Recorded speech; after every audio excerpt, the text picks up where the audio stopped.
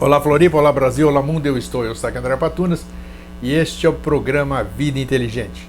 Estou trazendo hoje aqui mais uma vez o Dr. André Lucatelli, médico homeopata e ortomolecular, que frequentemente tem vindo a Florianópolis e outros estados da nação para fazer atendimento médico, né? Então tá aí, Dr. André, prazer em recebê-lo de novo, né? Obrigado, Grego. E o que nós vamos hoje nós vamos falar sobre, vamos chamar assim, medicina oculta, digamos assim. Vamos trazer outros aspectos, vamos falar sobre outros aspectos que interferem na saúde humana. A gente tem falado sobre hormônio, temos falado sobre saúde das células, regeneração, envelhecimento, como é que se diz? Adiamento de envelhecimento? Não. Rejuvenescimento. Rejuvenescimento, exatamente. Então hoje nós vamos ver outros aspectos que fazem também parte de todo esse processo, mas que pouca gente fala e são, digamos assim, entre aspas, ocultos. Hoje nós vamos trazê-los à tona um pouco aqui. Então, doutor André, por onde nós começamos? Vamos pelo começo de tudo, Vamos pelo começo de tudo. Pelo começo de tudo. Vamos lá, o que é então, saúde? Assim, na realidade, a gente vai ter que recuar um pouquinho no tempo para a gente poder falar sobre esses assuntos que são um pouquinho abstratos, né? Com certeza. Como eles são abstratos, a gente vai tentar levar as pessoas, né, trazer o assunto e levar as pessoas para esse assunto, onde esse assunto esteja, para elas entenderem, né? Então, vamos lá. Então, na realidade, no princípio das coisas, a gente vai falar um pouquinho sobre teologia ou cosmogênese, né? Que é o início e o princípio de todas as coisas. Quando a gente tem a manifestação, a primeira manifestação que a gente chama da divindade, a gente tem o que a gente chama de Purusha e Prakriti. Então, Purusha é a essência do espírito e Prakriti é a essência da matéria. Sim. Tá? Então, a essência do espírito e a essência da matéria se formam ao mesmo tempo. Tá? E na expansão elas começam a se separar. Tanto que no Gênesis da Bíblia tem que Deus, no início era o verbo, né? E o verbo se fez através da luz. Haja luz e separou luz de trevas. Tá. Na realidade, separou de luz de matéria. Tá? Então a essência da matéria se separou da essência da luz e os dois começaram a se desenvolver em planos. Tá? Ok. Então essa concepção da divindade já nos dá uma posição de que a primeira polaridade é que forma o movimento das coisas. Antes não existia movimento nenhum, então existiu a essência do espírito, a essência da matéria, os dois começaram a se separar, só que depois que eles se separam, eles têm que se unir novamente, ou seja, a luz tem que começar a entender a matéria. Então a luz formata planos de 7 em 7 do setenário, né? 7, depois mais 7 em planos, até chegar ao plano físico. E a luz, ela se engendra na matéria para tentar dar consciência a essa matéria. Ok. Tá? Que é ela mesma. Então, num conceito de divindade sem a questão antropomorfa, ou seja, sem dizer que é um ser barbudo sentado num trono, não existe isso, né? Pelo menos na minha concepção. Claro, na minha também. E a divindade é esse ser que se polariza e tenta se entender a ele mesmo na matéria. Então se formata os planos, tem os 7 autogerados, depois dos 7 autogerados vai baixando, e sempre assim, tem 7 que são os ideadores, aqueles que têm a ideia. Sim. E tem 7 que são os plasmadores, aqueles que vão moldar a matéria. Então eu digo assim, tem aqueles especialistas em matéria, tá, e os especialistas em ideia, que trazem ideia. Então os dois têm que se encontrar. Tá? Aonde que eles se encontram? Exatamente no ser humano. E nesse plano onde a gente está. Aí que começa o processo, então. Isso. Vamos recuar um pouquinho mais. Vai. Até chegar aqui a gente tem as hierarquias aerópicas, ou seja, hierarquias sem forma, que são 3. Depois a gente começa, na manifestação, existem hierarquias com forma, ou seja, que puxa os planos para a gente poder idear, para a gente ter a ideia, para a gente ter a emoção, que o ser humano tem emoção, para a gente ter a vitalidade, para a gente ter o físico. Né? Então eles só montam essa escada, lógico que são hierarquias, são consciências, são seres geniais, ou seja, são consciências cósmicas que fazem isso e que depois são plasmados no nosso corpo através dos chakras. Né? O chakra seria a ponte com essas consciências cósmicas, passando pelo astral, que é o astral humano, passando pelo mental, que é o mental humano, e chegando além do mental, que a gente chama de akasha, de Búdico por aí e vai, né? de Atman, Atman, isso. que é o espírito. Tá. Ok? Tá indo bem. Estamos indo bem? Estamos indo bem. Estamos tranquilo? Tranquilo. Puxando para a nossa concepção, antes de eu falar sobre isso, a gente tem que falar que a manifestação divina ela é sempre trina, né? Então nós temos Pai, Mãe e Filho, nós temos Osíris, Ísis e Horus, nós temos Pai, Filho e Espírito Santo, a gente sempre tem a manifestação em três. E no ser humano a gente tem cabeça, tronco e membros. Sim. Como trindade, ok? Quando a gente sente essa trindade em nós, a gente vê que a gente tem um passado que é do abdômen para baixo, nós temos um presente que está no tórax e nós temos um futuro que é do pescoço para cima. Interessante. Ok? Trazendo mais essa cosmogênese para o corpo humano. A gente vai pular a antropogênese, né? Mas a gente vai trazer para o corpo humano. A gente tem 7 orifícios no rosto que representam consciências planetárias. Por quê? Porque depois da manifestação dupla de Deus, trina de Deus, nós temos a evolução que é em 7 etapas. Por isso que houve a primeira polarização, né? Primeiro trono, segundo trono, para existir o terceiro trono, para que haja a manifestação das hierarquias nesses 3 tronos. Nós estamos no terceiro trono, tá? Mas tem o primeiro e tem o segundo. Para eles darem movimento a domingo, segunda, terça, quarta, quinta, sexta, sábado, dó, ré, mi, fá, sol, lá, si, dó, ou seja, pelo setenário, sim, eles têm que ter uma rotina evolutiva. Então eles se manifestam de 7 em 7, em 7 etapas, em 7 universos, nos 7 planos, até chegar à nossa realidade física. E aí também tem manifestação de 7 aí no físico ou não? Sim. Então, nós temos 7 orifícios no rosto e nós temos a divindade como se ela estivesse assentada na pineal. Ela tem o trono dela, que é o Atman, que é na pineal, né? E a primeira subdivisão que a gente tem no corpo é a hipófise. A hipófise tem 2 lóbulos. Sim. Tá? Então tem o lóbulo posterior e o lóbulo anterior. Então é a primeira dualidade da manifestação una, porque a pineal não tem subdivisão nenhuma, ela é única. Tá? É uma célula pequenininha, que tem, algumas pessoas falam que ela é cristalina, né? Mas é só uma imagem que está assentado o Atman, que é o espírito, e ele se assenta e se duplica na hipófise. Tá? E a hipófise tem 6 hormônios na anterior e 2 hormônios na posterior, então tem o número 8, que é 7 mais 1. Né? A ciência com relação à epífise, a pineal, não descobriu os outros hormônios, somente a melatonina, mas existem mais 7. E não descobriu ainda? Ainda não descobrimos. Nossa, então, puxa vida. Tem muita coisa.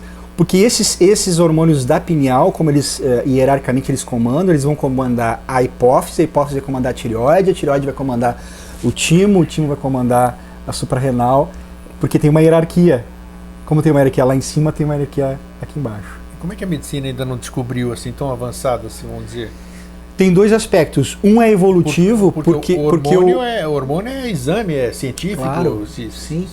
A gente tem que ver que, por exemplo, a sutileza da busca por essa bioquímica ainda não chegou, de repente na medicina ela não chegou a buscar, e a outra questão é evolutiva.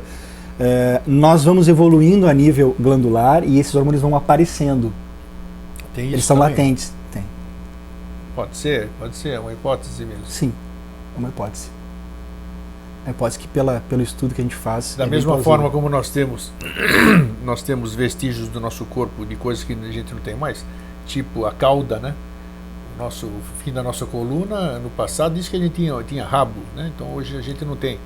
Então tem outras glândulas que com o tempo vão desaparecer, porque elas se tornam inúteis, né? Não sei se as tonsilas, a tendência delas é desaparecerem. Tonsilas são amígdalas. Da mesma forma, então, pode acontecer o contrário de surgirem coisas novas no ser humano. Nós estamos em evolução, né? A nível cerebral e a nível glandular e hormonal, que é o principal. Vou fugir um pouquinho dessa questão hormonal, depois a gente volta. Fecha um parênteses e a gente vai voltar na hipófise. Lembrando e abstraindo com relação aos orifícios que a gente tem no rosto, a gente vai montar, digamos assim, a cosmogênese, ou seja, como que surgiram esses planos que eu falei. Então a gente tem a orelha direita, que representa Saturno, é o ar, depois a narina direita, que é o Sol, Tá? Tá. A narina esquerda, que é a Lua, o ouvido esquerdo, que é Marte, o olho esquerdo, que é Vênus, e o olho direito, que é Mercúrio. Tá? E Júpiter seria a boca com o coronário, né? Ele fecha na boca e fecha em cima também. É uma consciência representada por Júpiter. Então, quando a gente fala em consciência planetária, por exemplo, se eu trocasse de universo agora, fosse para outro universo, tudo ia ser de 7 em 7. Talvez o nome não ia ser Mercúrio, Júpiter, que isso é uma nomenclatura, inclusive, romana. Romana, né? Exatamente. Tem a nomenclatura grega, depois tem a romana. Exatamente, adaptado. E aí transladado para o Ocidente aqui. Então a gente tem esses diferenciais. Então, repetindo, a gente tem o setenário nos 7 orifícios, representando essa caminhada do ser humano, desde o ar até a terra, até o Akasha, e o Akasha profundo, ou búdico, que a gente chama, e o Atman, representado por Júpiter. Tá? O que isso significa? A gente vai falar de uma forma prática para as pessoas. Que existem arquétipos puros na nossa cabeça, que eles têm que descer, eles têm que encarnar, eles têm que se polarizar. Tá, de cima para baixo, então. De cima para baixo, tá? Então tem o arquétipo puro de Júpiter, o arquétipo puro de Marte, de Vênus, de Saturno, todos eles puros. Traduza isso. Pureza quer dizer não polaridade. Porque quando você entra no jogo polar, e as hierarquias todas elas entram no jogo polar, você já tem polaridade, pensamento. É a primeira polaridade. Então você tem sempre uma tese, uma antítese e uma síntese. Sempre você vai pensar de um jeito, escrever 600 páginas. A pessoa pensa o oposto do que tu pensou, 600 páginas. Se junta os dois, é um casamento, e se forma mais um livro de 1.200 páginas, que é o casamento dos dois. Claro, é bem assim mesmo. Das teorias, né, isso no plano mental. Né? Então, a gente tem esse plano como a primeira polaridade. Quando a gente fala de arquétipo puro, a gente está no Akasha. O Akasha é o lugar onde tem todas as possibilidades de polaridade, mas elas estão neutras. Como a gente fala aqui, no corpo humano nós temos aqui, no laringe nós temos o Akasha. Então, todas essas possibilidades de bem e mal, de positivo e negativo, de dia e noite, elas estão polarizadas, elas estão adormecidas no Akasha. Elas estão lá, mas elas não vieram. Então, o arquétipo está lá, puro, porque ele não entrou no jogo evolutivo, ele não fez um movimento ainda. Tá aí, tá aí. Vai fazer quando isso? Quando esse movimento vai acontecer? Nós estamos fazendo esse movimento acontecer aqui. Né? Pegando toda a cosmogênese, os anjos também fazem esse movimento, porque eles vêm, eles são criadores, os devas são criadores, também criam os elementais da natureza, e o ser humano é criador. Então nós estamos no jogo evolutivo, nós estamos dentro desse jogo evolutivo. Tá? Daqui a pouco a gente vai começar a falar dos arquétipos que estão se desenvolvendo no futuro e os arquétipos que já desceram, ou seja, aqueles que já estão fazendo parte. Então, existem esses 7 têm a pureza, a gente pode falar mais ou menos das características deles. Né? Vamos falar. Então, Júpiter tem a ver com legislação. Então, ele põe as normas de como que vai ser embaixo. Sim. Tá? Do que é perfeito, do que seria perfeito. Tá? Nós temos Marte, que é a oitava de Marte, seria a vontade, então é a vontade divina, ou seja, a vontade do Criador como luz atuando na matéria, de forma perfeita, ok? Tranquilo. Vênus representa o Akasha, então são todas essas potencialidades do jogo evolutivo, mas neutras, no mundo neutro, ok? Vamos para a Lua representa contemplação e pureza. Tá? A gente já falou da Lua, de Marte, de Vênus, de Júpiter. Saturno seria a ideia, a ideação daquilo que é mais perfeito para nós. Tá? Saturno. E nós vamos fechar com Mercúrio. Mercúrio seria o plano búdico, ou seja, a pureza que quando desce vira inocência, quando desce tem que morrer em inocência e tem que voltar a ser pureza. Puxa. Sim. Ok? Tudo isso é muito bonito, muito poético para esses arquétipos que não vieram para o embate aqui. Sim. Cá embaixo, digamos assim. Perfeito, bonito, fechamos esse plano. Então, o plano superior que tem Atman, Budi e Mana superior, que é o mental abstrato, que é representado por Júpiter, Mercúrio e Vênus. Aqueles que a gente falou do legislador, que é o chefe. Sim. O comandante dele, digamos assim, o comandante mais direto do chefe, que é o búdico, e aquele que executa, o executor que digamos, do nosso laríngeo, que é o akasha. Né? Eu estou tocando bastante nos nossos chakras e no meu corpo, poderia ser no teu, para a gente poder posicionar esses arquétipos. Tá? Todos esses 7 têm uma correspondência embaixo. Então a gente fecha os de cima e a gente vai começar a ver os de baixo. Ok? Tem 7 também embaixo? Claro, porque o que está em cima está embaixo. É uma lei hermética. O que está em cima está embaixo. Tá. E é igual em correspondência para que haja a realização no meio. Ok? Então o que está em cima é igual ao que está embaixo. Então nós vamos para o abdômen. Né? Então a gente vai falar bem fisicamente. Eu vou colocar o 7, o setenário divino, a nível físico. Depois a gente começa a falar nele a nível psicológico, que vai ser importante. Quem é o chefe aqui de baixo? Júpiter, é o fígado.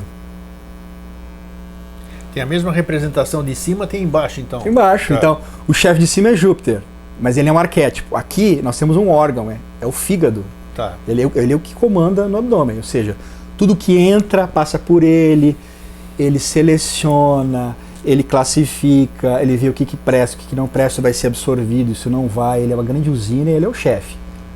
Ele é o chefe do físico e também do emocional. Ele que vai dizer assim, nossa, que emoção é essa? Não, essa é boa, não, eu fiquei indignado, isso não está certo.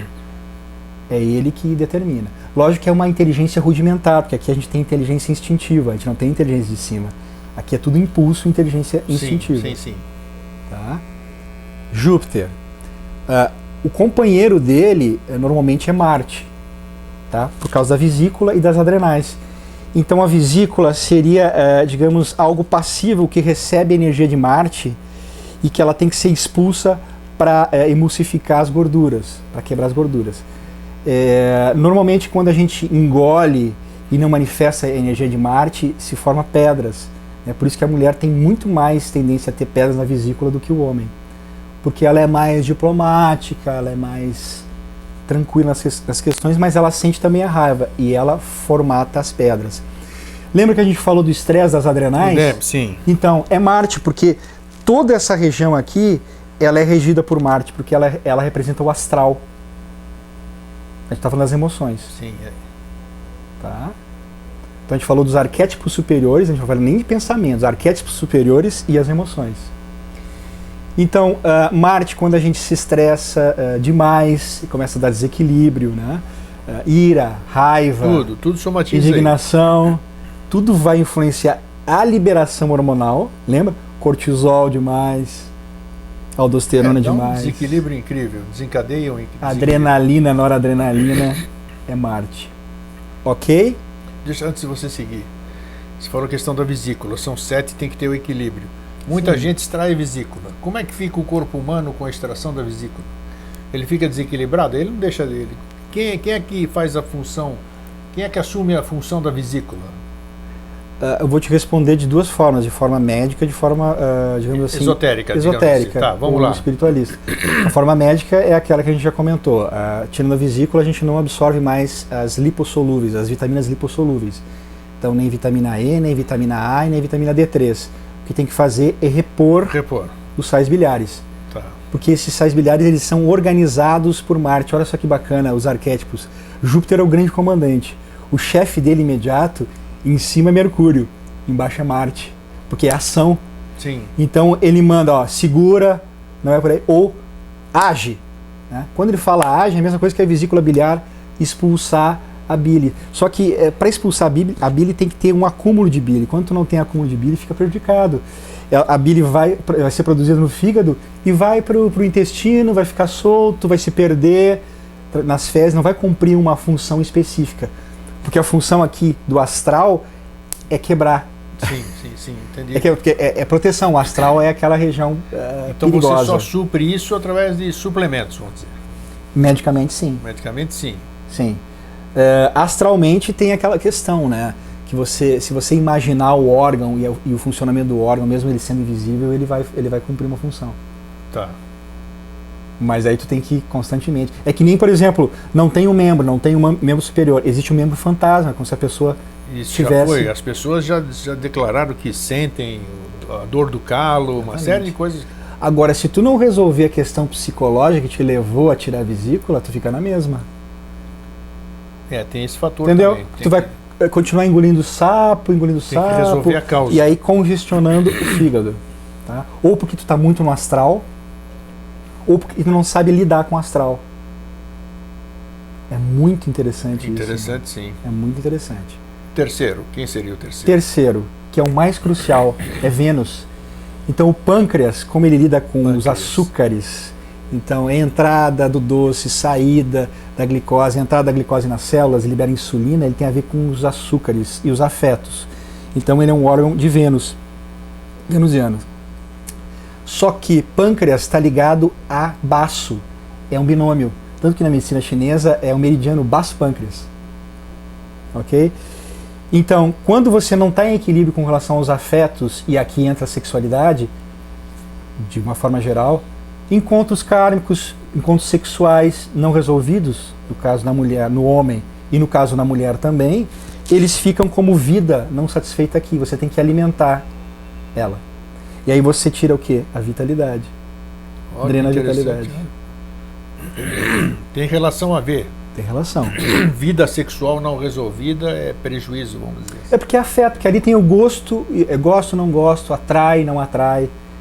Tudo que é atração... Só sexual ou afetiva no geral? Como é que afetiva no geral também. No geral também, claro. No geral também, são os afetos não resolvidos, né? Porque assim, a parte sexual ela vai gastar mais vida tua, mais energia do baço. Um afeto, uma pessoa que tu gostou, mas que era um amigo, que se foi e tal pro outro lado, ou que tu perdeu ele, vocês se desentenderam, vai ficar uma dor. Sim. Mas ela é um pouquinho mais sutil do que a questão sexual, que ela prende mais, ela drena mais vida. Entendido. Então isso tem níveis, praticamente tem 3 níveis, e eu não ia falar, mas esse é o único que eu vou falar da parte de cima. O arquétipo ideal de Vênus, a 8ª de Vênus, é o amor universal. É o amor universal, o amor por todas as criaturas. A gente não está num mundo só, não é só um universo, aqui o local, não foi criado por 4 hierarquias até agora e a nossa em andamento, e são todos num planeta só, não é isso? Que eu saiba, é. Então, mas até desenvolver esse amor universal aí, eu vou te contar. Sabe como é que é o melhor a fazer? É você cada vez menos alimentar os mais pesados. O que vai sobrar, o que sobra de ti é o amor universal. Sim, mas para você deixar de alimentar os mais pesados, você tem que aprender a sutilizar, você tem que aprender a transmutar. Isso. Aí essa que é a questão. Essa que é a grande questão. É possível? Possível tudo é, mas você percebe hoje aqui na vida que a gente leva que as pessoas elas esquecem isso porque elas têm outras prioridades. Outras prioridades preocupadas com o smartphone, preocupadas com as contas a pagar, preocupadas com a situação do país, essas coisas todas. Então, é como se existisse alguma energia, digamos assim, que afasta as pessoas de se encontrarem a si próprias. Né? Perfeito, Gregor. Nossa, Gostou brilhante, dessa? Gostei dessa. Mandou bem. Então é essa porque na realidade, todas as coisas elas estão entrelaçadas, os pesados estão entrelaçados. O ser humano você falando, a gente fica vendo a questão, né? Está muito ligado aos desejos em si, né?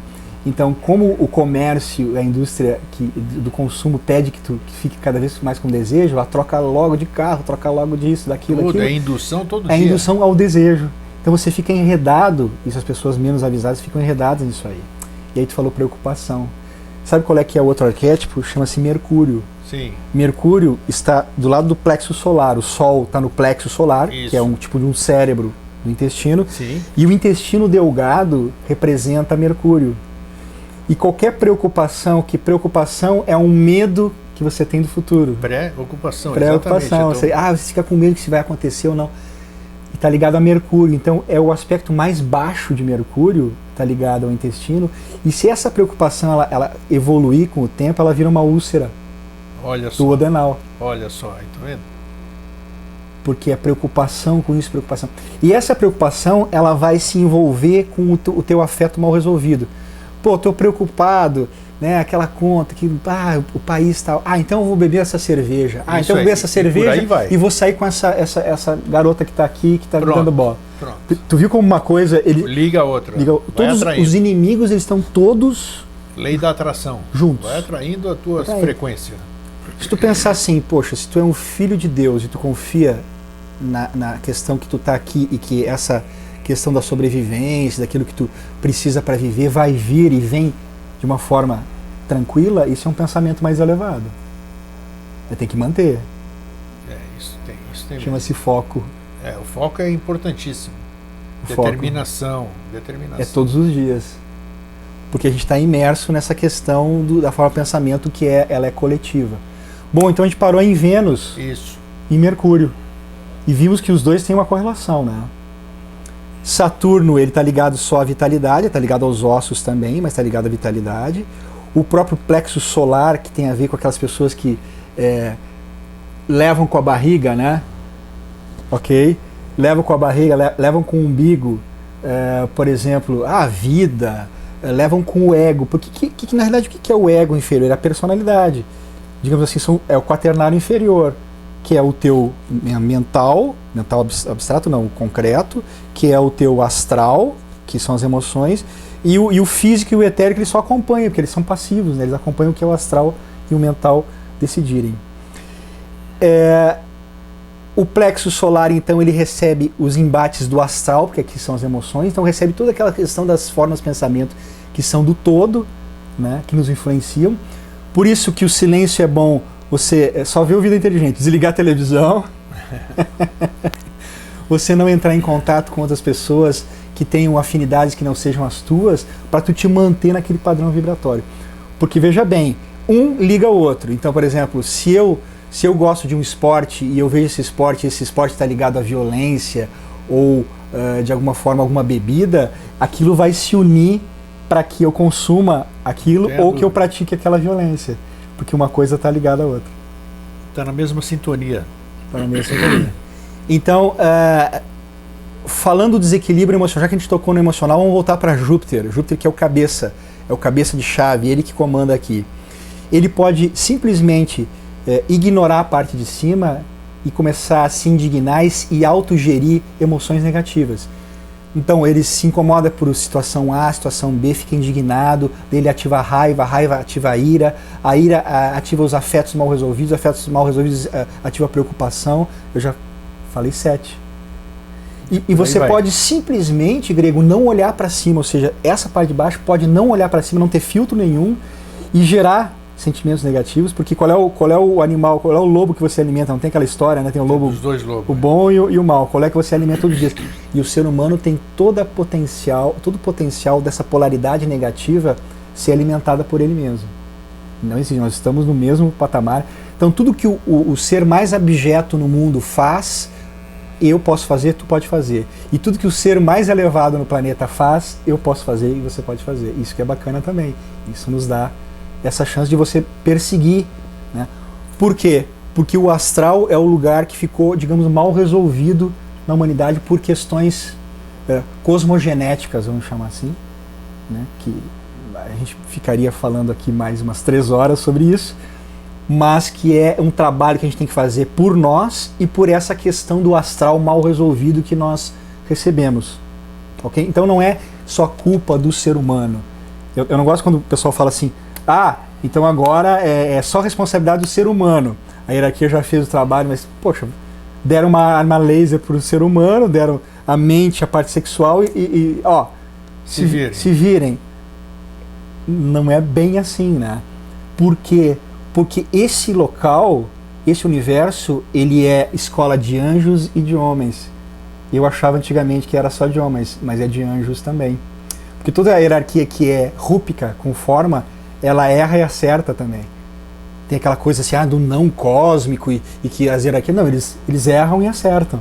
Não talvez nessa concepção nossa de mentalidade, porque a gente aqui está no 4º sistema. Então a gente faz o balanceamento muito de luz e sombra, erro e acerto. Eles tomam decisão, mas isso gera uma questão kármica para eles. Então é escola de anjo e de homens.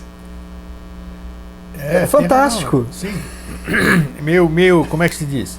Meio fantasioso, digamos assim, em princípio, mas é interessante porque se você pensar com a mente concreta, qualquer movimento que tivesse em outro plano, ele tinha que ter influência ou reverberar nesse plano aqui, porque se é em cima é igual que lá embaixo. Exato. Então, Perfeito, Grego. É exatamente isso. Então, quer Exatamente. dizer... Aquilo que a gente fala, se tem alguma guerra e uma briga aqui embaixo, é porque tem alguma coisa em cima. Exatamente, ou vice-versa. Ótimo, mas talvez eles entendam um pouquinho do teatro, porque quando uma hierarquia veio, mas ela perdeu uma parte da consciência, ela começou a guerrear com outra hierarquia. Aí nós vamos falar assim, fraternidade branca com uma fraternidade negra, entre aspas. Eles começaram a fazer um jogo polar. A fraternidade branca com mais consciência e a fraternidade negra, como ela entrou na matéria tanto, ela perdeu um pouco dessa consciência.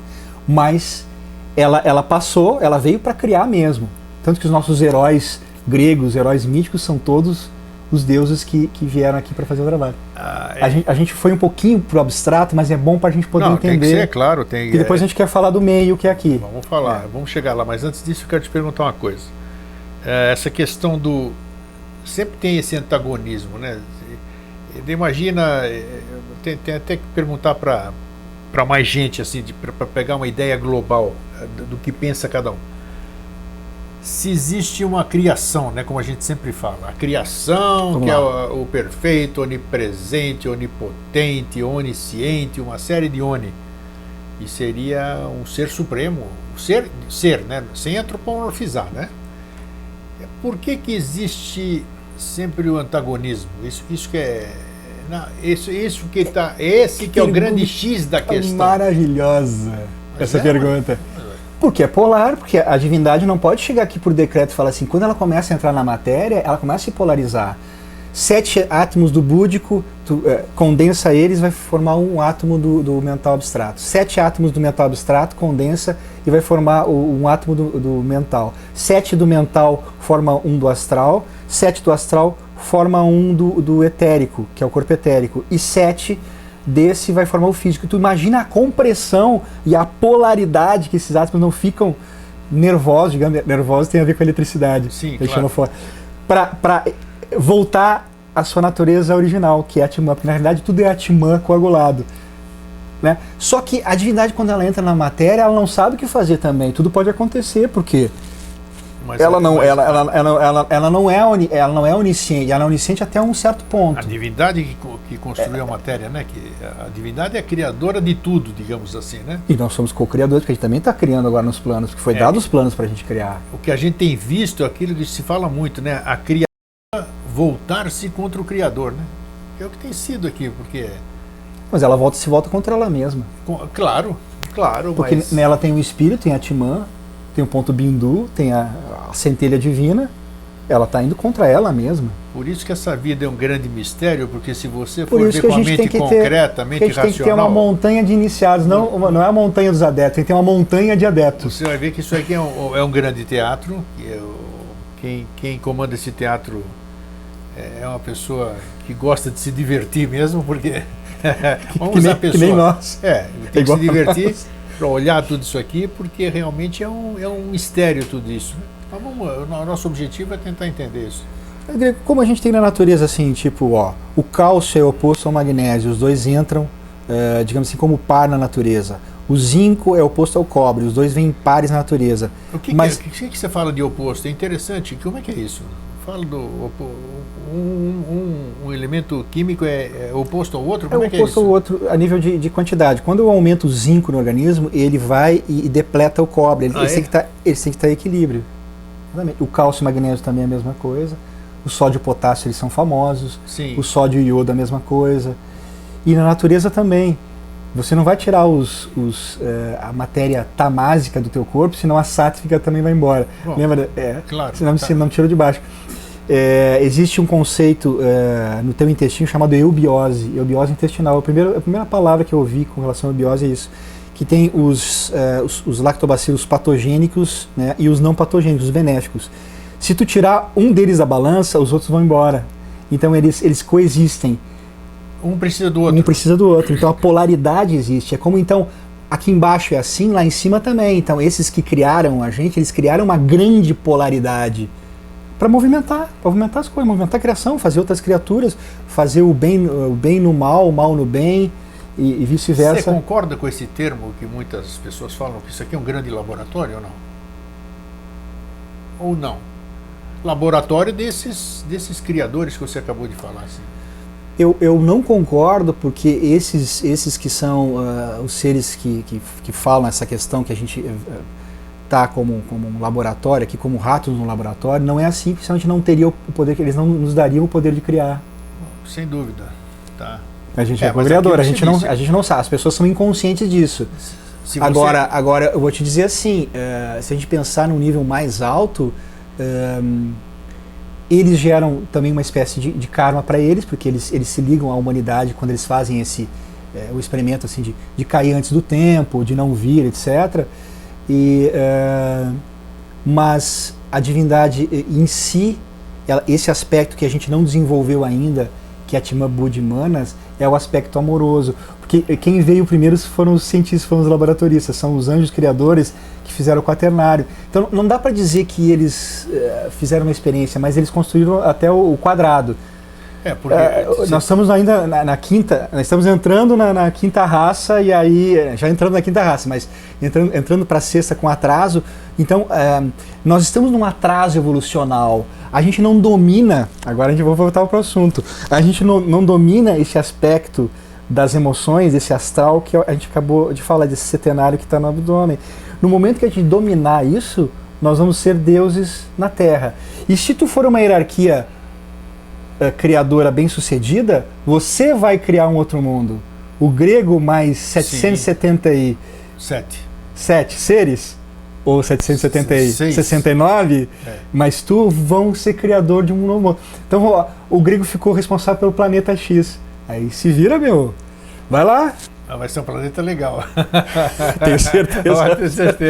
Tenho certeza absoluta. Mas aí você vai ter que lidar com essa questão da matéria, ou seja, da dualidade. Você vai ter que suportar a dualidade. Dizem que o Melquisedeque, que é o ser que fica no centro da Terra, ele suporta a dualidade do mundo. Sim, porque é uma realidade. Agora, eu queria saber da origem, né? Mas paciência. Por que o Criador, a energia criadora, permitiu a dualidade? Não deveria existir. Mas claro que deveria. Ela está se entendendo a dualidade. Ela não tem que. Lembra no início? No início era o espírito e a matéria. A matéria é ela mesma. Só que a matéria para ela é difícil dela compreender. Apesar do que até escrevi um texto que fez muito sucesso na ocasião, eu dizia que é difícil você entender o espírito sem ter a experiência da matéria e vice-versa. O espírito.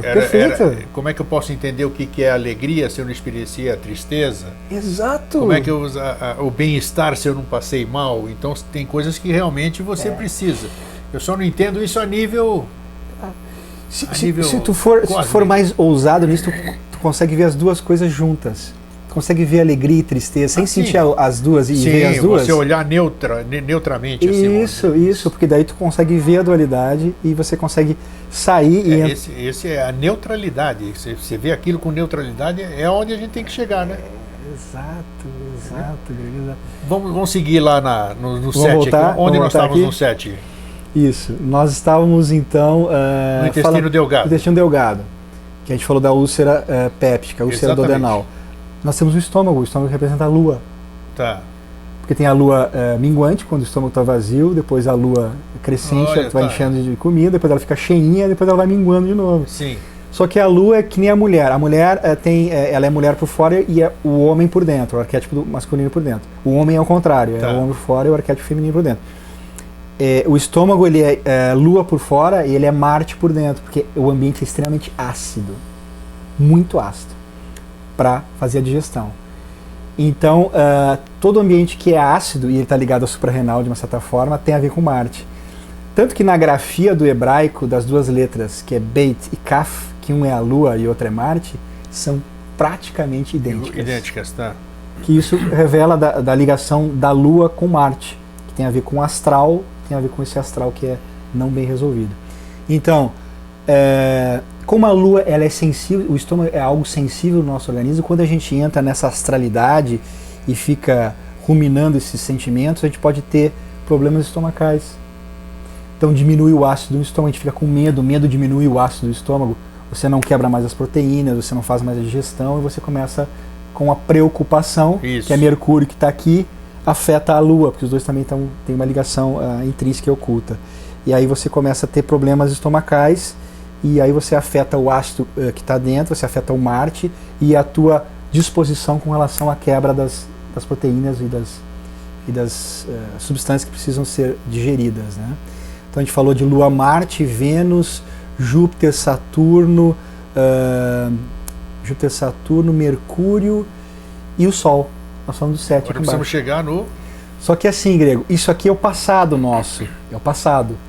Isso representou a Lemúria e representou a Atlântida. Sim. Tá? Nós estamos agora no quarto sistema, mas nós já estamos mais conscientes, nós estamos no nosso tórax agora. Então nós temos que fazer essa parte estar bem resolvida e subir, e a parte de cima dos arquétipos puros entrar em ação e se encontrarem no coração com a parte de baixo. Essa é toda a alquimia e toda a magia que tem que fazer. Aí sim, assim vamos dizer. Aí, porque nós temos 12 pétalas do cardíaco, que nós temos a questão... Se fosse uma história de amor, esse seria o final feliz, né? Nós vamos falar, eu vou dar uma pausa, porque eu vou fazer, cada subida dessa, a gente vai então fazer uma correlação agora com os signos do zodíaco, porque, por exemplo, a astrologia é uma linguagem que eu gosto, e é como se a gente tivesse um zodíaco aqui, que a gente tem 12 pétalas do cardíaco, a gente pode ter 12 signos. Sim. Para fazer uma correlação de cada um deles, qual é o diferencial desse arquétipo que sobe e o arquétipo que desce, chegando em cada signo marcado no coração, como se fosse 12. Sim. Vamos começar? Vamos fazer essa relação? Daí a gente vai conversando. O primeiro deles que a gente vai falar é Júpiter. Como ele é o chefe de baixo, é o chefe de cima. Se o Júpiter de cima ele é o legislador, ele fala do que é bom, o que é justo, o de baixo ele pode trazer a emoção da indignação. Então se tu trouxer a indignação de baixo, ou algo que tu não considera justo, sem o filtro de cima do legislador, do conhecimento do todo, você vai ter um conflito no teu cardíaco. Um exemplo, não é justo, aquela pessoa está roubando e não vai acontecer nada. Primeiro que a gente não conhece a lei kármica, segundo a gente não conhece as leis de lesa evolução, lesa humanidade que podem. Depois a gente não sabe se essa pessoa não está recebendo, ela roubou, mas ela não está recebendo algo que foi roubado dela. Isso pode ter acontecido karmicamente. Sim. Nosso julgamento já abre para o todo e já acalma o fígado. Você não pode julgar as coisas a nível só de uma emoção. Olhar, porque Tejas, que é fogo, é aquele que olha. Então, como aqui é fogo, mas é o fogo de baixo, fogo instintivo, o fogo de cima é que olha. Então você tem que olhar, sentiu alguma coisa, tu filtra. Bom, isso é relativo, não é bem assim. Pode ser que sim, pode ser que não. Então, esse seria o procedimento correto. Flexão. Mas as pessoas não fazem isso. É brincadeira isso. Mas tomara que agora fique fixado aqui, vamos ouvindo. Fixado. E a gente vai exercitando isso. Vou começar pelo primeiro signo do zodíaco, que é Áries. Áries começa, pelo ponto vernal. Ele começa. Antes disso, uma curiosidade que é muito importante da parte de cima é que a cada 2 horas, cada 1 hora e 56 minutos, a gente troca a nossa respiração da narina direita para a esquerda. Tá? Isso já foi abordado aqui. Na realidade, em 1 hora e 56 minutos, a gente a gente passa por 4 tattvas, que são os 4 elementos. Né? Tattva seria a consciência ligada ao elemento. Então a gente passa por ar, terra, fogo e água, da narina direita para a narina esquerda. Quando a gente passa para a narina esquerda, a gente tem Sushumna, que é um intervalo que é neutro, sempre. Cada tattva demora 24 minutos. Tá? Aí perfaz mais ou menos 1 hora e 30, e mais o Sushumna, que é o intervalo entre uma narina e outra. Então a gente tem um ritmo quaternário, mais um ritmo de 5, porque na realidade tem o 5º elemento aqui. Tem. Tá? Se a gente respira 18 vezes por minuto, mais ou menos 17 a 18 vezes, a gente vai respirar por hora 1080 vezes. Cada 2 horas são 2160, que é a precessão dos equinócios. Exatamente, a transição do Sol entre cada signo é 2160 anos. Então, cada 2 horas, a gente formata uma precessão equinocial. Está acontecendo lá. Foi bom você falar isso. Está acontecendo aqui, é muito legal. E mais, em 24 horas, se tu multiplicar, dá 25.960, que Isso, é a precessão ciclo completa. Em 24 horas, na nossa respiração, a gente faz uma cosmogênese. Muito bem colocado, muito bem lembrado. O pessoal vai gostar disso, de ouvir isso aí. Para as pessoas entenderem que a gente é o cosmos é nós, né? A gente não está fazendo essas ligações. Só que a gente tem que costurar esse cosmos para a gente entender que ele está em nós o tempo todo. Dentro do macro. Dentro do macro. Voltando para Áries. Áries é regido pelo planeta Marte. Então, a oitava de Marte é a vontade divina. Então, o arquétipo que está lá em cima, que é o puro que quer, é fazer a vontade divina. Marte de baixo está ligado aos desejos, mas está ligado à ira, à raiva, à indignação, etc. Se vier ira, raiva, e você vier para o teu cardíaco no signo de Áries, não vai fechar com a vontade divina, que a vontade divina ela é fazer a vontade divina, não os teus desejos e não a tua ira. Tá? Mesmo assim, nas eras existia a ira divina. Na era de Áries, como foi uma era de lutas, então os romanos tentando conquistar, os gregos tentando conquistar, os hebreus lutando, era uma era e tinha a ira divina, que o pessoal falava temer a Deus. Aí que vem o temer a Deus, porque era uma era de morte, de guerra. Era temor mesmo, então temor. Tinha que ter temor na questão. Pausa. Voltando.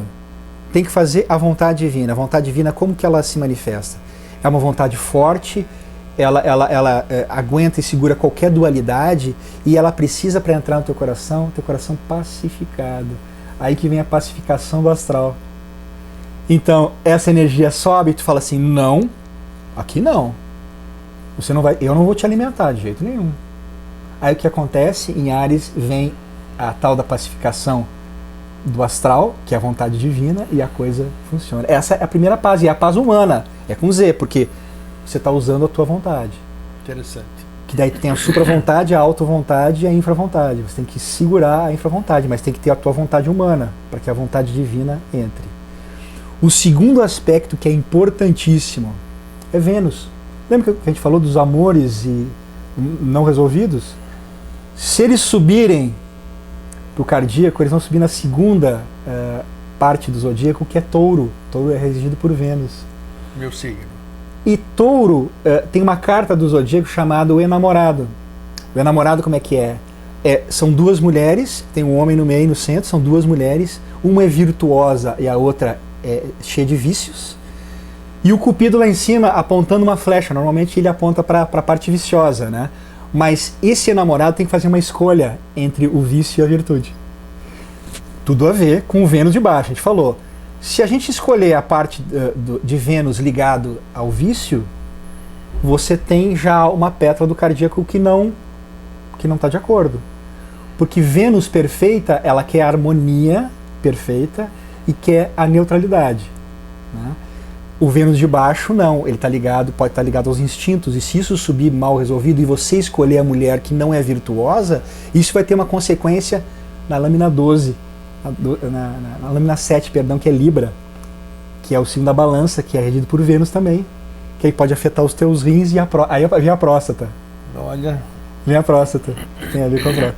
Que interessante, né? Muito. Que daí você não vai conseguir fazer o teu sacro-ofício, porque a lâmina 7, que é Libra, ela tem a ver com o sétimo princípio, que é o sacro-ofício. Sacro-ofício, assim, é o ofício sagrado, que todo mundo tem que fazer, que quem já cumpriu a função manúsica, ou seja, de gerar fisicamente, já fez, e agora essa geração tem que ser para o sacro-ofício, ou seja, trazer a divindade para se manifestar na Terra. Bacana. Em atos e palavras. Agora quase que eu vou falar com relação a Milian, porque na realidade o sacerdote tá ligado, né, a arte sacerdotal, digamos assim, todo mundo tem um pouco dentro de si. Ok, Vênus? Vênus, tudo terceiro. Ok. Terceiro a gente vai pular porque é Mercúrio, e Mercúrio é o último, que fecha o círculo. Quarto, então. O quarto tem a ver com a Lua. Né? Então o quarto tem a ver com a Lua. Qual é o signo, então? E o signo é Câncer. Câncer, tá? E Câncer, ocultamente, tem a ver com a justiça, ou seja, a lâmina do tarô tem a ver com uma mulher de preto que segura uma espada e ela está apontando para um quadrado no tabuleiro de xadrez. Então, quando tem espada, é usar o teu mental de forma solar, ou seja, você usar para barrar a lunaridade, ou seja, porque aqui no astral que a gente tem, está toda a lunaridade, ou seja, as obsessões, os desequilíbrios ligados às emoções, toda aquela coisa, a preocupação ligada à emoção, ligada a instinto, aquele rolo. Sim. Então, nessa questão do signo, do quarto signo de Câncer, é para você cortar essa questão lunar, assim, dizer assim, Lua aqui não vai, porque a gente está saindo do passado, que é lunar, e a gente está indo para o futuro, que é solar. Todos os seres e todos os elementais nossos, entrelaçados ou não. Ok? Ok. O quinto tem a ver com o leão de Nemeia, porque aqui é o plexo solar. Então, uma pessoa, quando é muito centrada ao umbigo mesmo, ela tem que matar esse leão, porque aqui é fogo. Né? Júpiter é fogo, Marte é fogo e o plexo solar é fogo. Qual é o quinto, então? O quinto é leão. Leão. Sim, tá. Leão. Então, na realidade, aí eu vou para os 12 trabalhos de Hércules e lembro que existe o leão de Nemeia. Isso. Que você tem que matar, e o Hércules matou o leão de Nemeia e ele vestiu a pele do leão. Então, simbolicamente, você fica com essa força solar, mas com o leão, que é o aspecto inferior do Sol, morto. Ou transformado, que surge transformado. Tá? Muito bem lembrado. O leão, a carta do tarô significa o adepto, né? Na realidade ele está segurando uma lâmpada no tarô antigo, no tarô novo ele está em posição de entender a sua divindade, ele está em reclusão. Então é aquele ser que já entendeu a sua luz e sabe que tem que se lidar bem com a matéria, ou seja, com a polaridade, né? Com a luz e com a sombra, então ele fica na dele. Ok? Sim. Isso seria o ideal. Tá? Porque a gente tem o Sol que é superior, a gente tem o Sol que é, digamos, Sol oculto, a gente tem o Sol que é mental astral, que é esse que está aqui, e a gente tem o Sol físico, que é o que está embaixo. Ok, ponto. Vamos para sexto aspecto? Sexto aspecto? Sexto, a gente está no quinto. E a gente pulou o terceiro. Tem a ver com o Mercúrio, mas esse Mercúrio é o Mercúrio de baixo. Então, assim, quando a gente não sabe separar... Referente a que signo? Virgem. Virgem, tá. Que rege o intestino delgado. Tá. Quando a gente traz Virgem e o intestino delgado, a gente vê que o intestino delgado está apto para separar as coisas. Então ele separa os minerais, separa as vitaminas, separa as coisas que vão ser absorvidas pelo lume intestinal. Então ele fala de separação, ele fala de reflexão. Então, se o que vier de baixo não tiver uma reflexão, isso vai ficar misturado. A gente não vai saber o que a gente tem que absorver e o que a gente tem que jogar fora. Porque tudo tem uma separação. Tem algumas coisas que a gente tem que reter e outras coisas jogar fora. Se a gente não fizer essa reflexão virginiana, a gente não sabe o que tem que jogar fora. Tá? E isso gera trabalho. E Virgem tem a ver com o signo do trabalho, tem a ver com a roda da fortuna, que tem a ver com a movimentação da roda da fortuna. Tem a ver com a polaridade. Que é um diabinho verde subindo e um vermelhinho descendo. E eles formam, né, uma polaridade, né, ligada à questão de Virgem. Você quer falar alguma coisa? Não, segue. Tá ok? Ok. Estou ouvindo. Ok. Qual que é o arquétipo de Mercúrio? Eu vou falar, antes de falar do final, que vem de cima. O arquétipo de Mercúrio que vem de cima, ele tem a ver com a pureza, ou seja, com o próprio amor universal. Só que o Mercúrio, ele é o sinal de Hermes, e Hermes é o ser que ele conhece embaixo, conhece no meio e conhece em cima. Quando o ser humano se ilumina, ele tem que passar pela iniciação que é a Terra, mas ele tem que conhecer as regiões mais densas, que são as talas, as regiões intermediárias, que são as locas, e as regiões supraluminares, que são as supralocas, os Mahashivaras, enfim. O Mahasattvas, tem que conhecer. Então, não se diz que o Jesus Ben Pandira desceu ao mundo dos mortos, ficou 3 dias, depois subiu. Isso. Então ele foi fazer foi dar uma geral lá, para depois seguir. Então, realmente esse drama cósmico ligado a Mercúrio é muito interessante e é uma iniciação, porque ele vai conhecer o todo da divindade. Ele saiu lá de cima como mônada, passou por todas as manifestações, foi mineral, foi vegetal, foi animal, está sendo nominal e vai ser angelical. Quem seria o signo referente a isso? A gente está falando de Virgem. Virgem. Tá. Mas o planeta que rege Virgem e Gêmeos, que a gente vai falar depois, é Mercúrio. Tá. Vou falar então de Gêmeos, que a gente pulou, que é a terceira carta que fala da vitória. Então a vitória na realidade é sobre os seus instintos. Aparece um ser numa carruagem, são 4 pontos, e tem 2 esfinges, uma branca e uma preta. Quando a gente sofre influência dos instintos e é dominado por ele, dos desejos, a gente está sempre alimentando desejos. Mercúrio representa o comércio. E o comércio nada mais é que um festival de desejos. Né? Eu quero isso, eu não quero isso. A troca do ser humano, ao invés de ser num nível superior, um nível fraternal, búdico, ela é através do comércio. Tá? Então esse é o aspecto mais inferior de Mercúrio. Quando ele não é transcendido, ele fica nisso, a nível terrenal. Fica alimentando os instintos de baixo, e a gente não atinge a vitória, que seria dominar esses 2 polares, que é o positivo e o negativo. Muito bem. Vamos chegar agora, tem mais coisa aí pela frente, tem mais arquétipos. Né? A gente chega no 7º, que tem a ver com o Vênus, então aquele que não trabalhou bem o 2º polo, que é Touro, ele em Libra não vai conseguir realizar o sacrifício. E quem é o 7º? É Libra. Libra, tá. É Libra. A balança. E tem a ver com o enforcado, que é a 12ª. No tarô é a 12ª lâmina, que é o enforcado.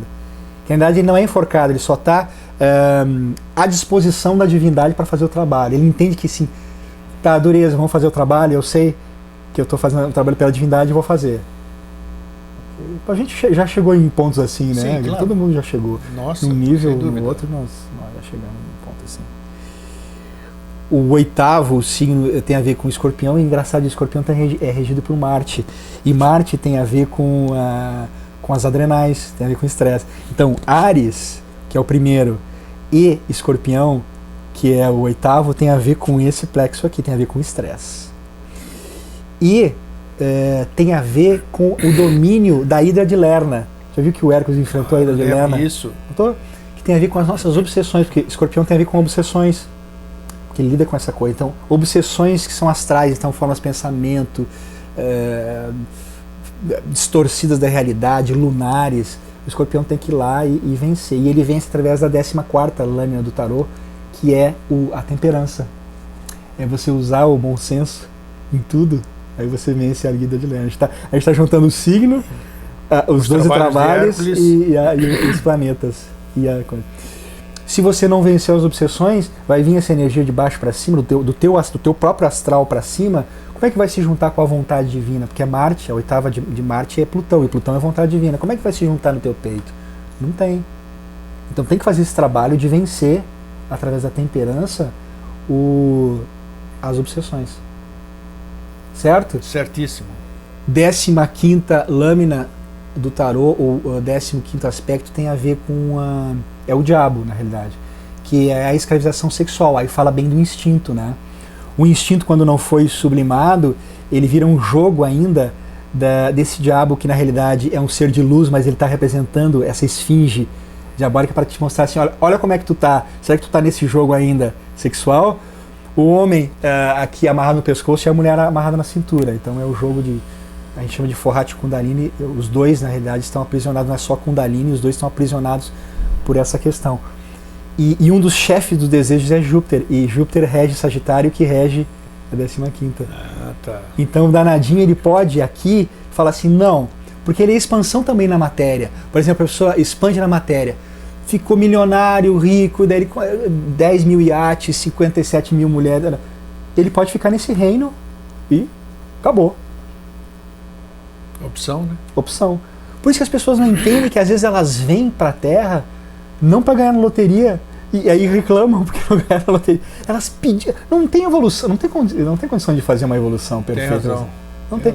E às vezes o espírito dela precisa exatamente o contrário, ele precisa expandir na matéria e experimentar tudo isso, porque ele não sabe, para depois ver que não é bom, que tem que transmutar, etc. Então é permitido para aquele ser experimentar tudo.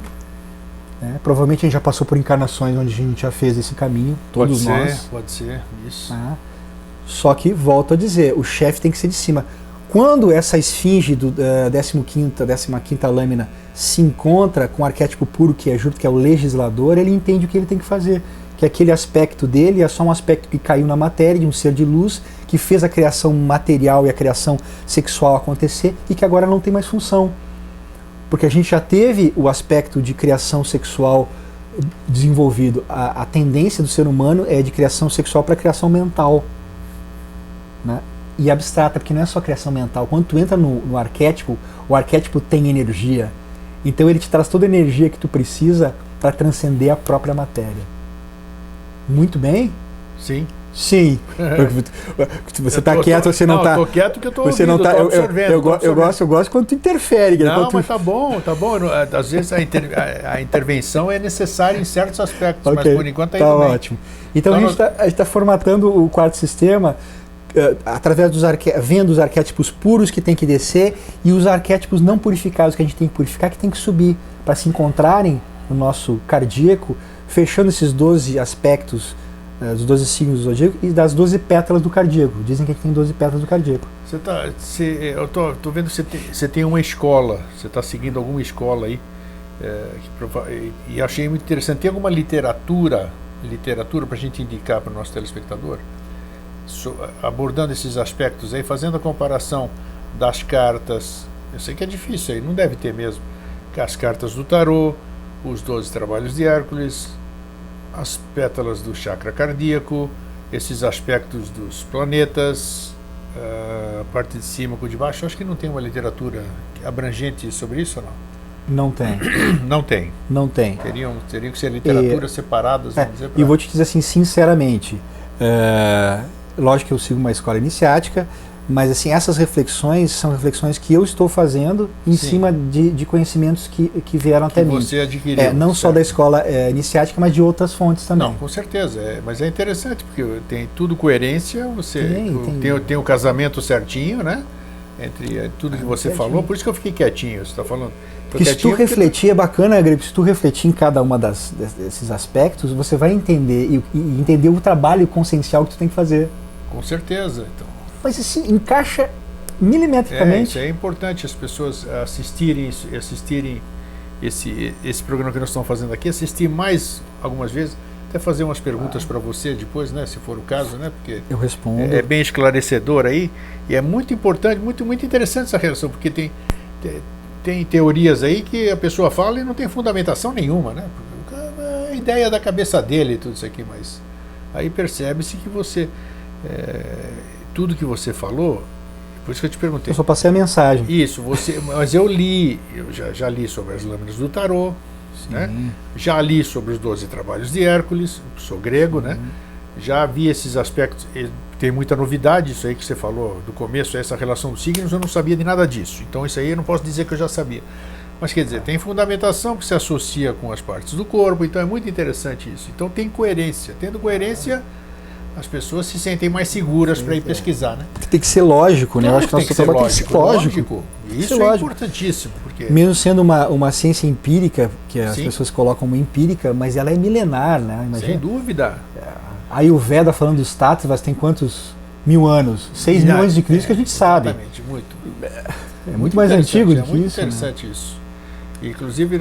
Temos mais algum adendo nessa questão hoje? Nós temos, para a gente fechar, então a gente vai fechar com Saturno, porque o Saturno representa a 16ª lâmina do tarô e a 20ª também, que é a ressurreição.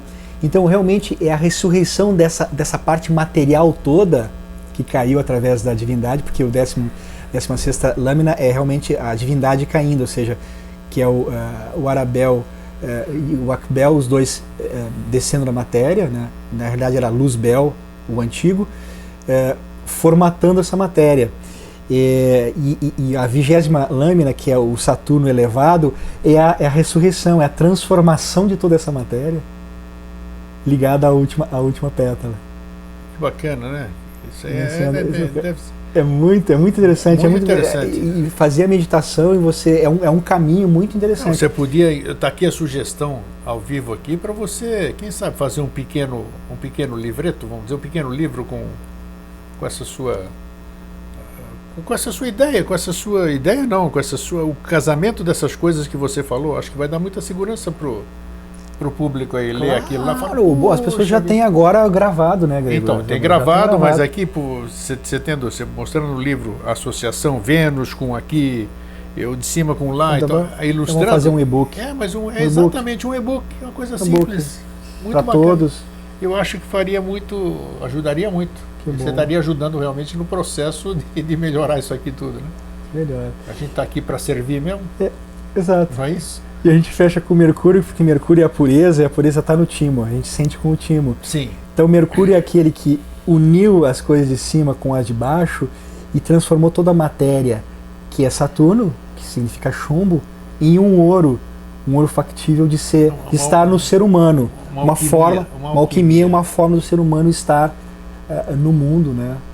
Como iniciado, e entendendo essas forças cósmicas que tem em si e juntando elas para formar uma alquimia interna e positiva. Poxa, acho que foi brilhante, acho que podíamos encerrar melhor. Doutor André, muito obrigado. Eu te agradeço pela oportunidade. Isso aqui eu adorei. Adorei porque a gente começou o programa assim sem expectativa, né? Vamos abordar o tempo, que é um médico falando sobre assuntos, né, que não são, como é que se diz? Corriqueiros. Exatamente, a gente não pode, não são assuntos usuais. Então é bacana você ver um cientista unindo um cientista holista, digamos assim, um médico holista, que ele se permite olhar vamos olhar todas as possibilidades. Eu preciso entender a medicina, eu estudei academicamente, vi isso na prática, continuei estudando, mas existem fatores aí que podem me auxiliar no meu conhecimento, na minha anamnese, no meu próprio autocrescimento, né, vamos dizer assim. Porque a gente ser holista, Grego, a gente tem que fugir um pouquinho do cientificismo e a gente enxergar de outras formas. Eu falo assim que eu acho que o sacerdote tem que entrar, porque antigamente o sacerdote e o curador, ele era um só, na Grécia ele era um só. Isso.